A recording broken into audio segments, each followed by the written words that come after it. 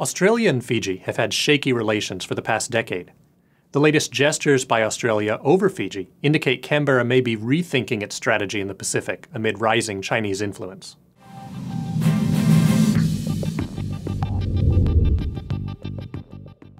At the end of April, Australian Foreign Minister Bob Carr paid the first high-level Australian visit to Fiji in 4 years.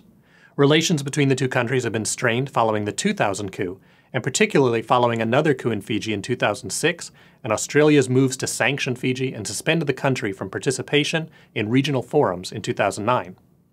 Following his visit, Carr praised Fiji for its positive progress on the path back to democracy and indicated Canberra would consider exemptions of current sanctions and allowing Fiji back into some of the regional forums.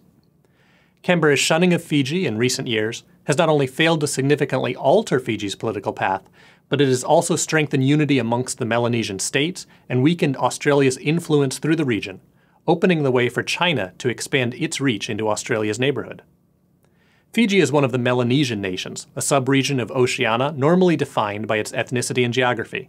In the 1980s, the Melanesian states, including Fiji, Vanuatu, the Solomon Islands, and Papua New Guinea, formed the Melanesian Spearhead Group, a loose association at the time that was not formalized until 2007. In that same year, after tensions between Australia and Fiji expanded, the Chinese donated a new secretariat building for the group in Vanuatu. China has also expanded its economic and political ties through the Melanesian chain in recent years, in part to manage the Australia-Japan-US strategic triangle. This expansion of Chinese influence and the increased coordination amongst the Melanesian states led to a decrease in Canberra's ability to shape and influence the region. For Australia, the Melanesian states, along with Indonesia, represent an arc of strategic interest, a wall between Australia and the rest of East Asia and the Pacific. One of Australia's strategic imperatives is to ensure that no outside power is able to exploit this region and thus pose a potential threat to the Australian continent. In order to keep competitors from gaining a foothold, Canberra has long taken the role of ensuring and maintaining stability in its smaller island neighbors. Without the perception of a strategic threat, Australia has in recent years followed a more moral foreign policy among the Melanesian states, pressing for democracy at the expense of its own relations.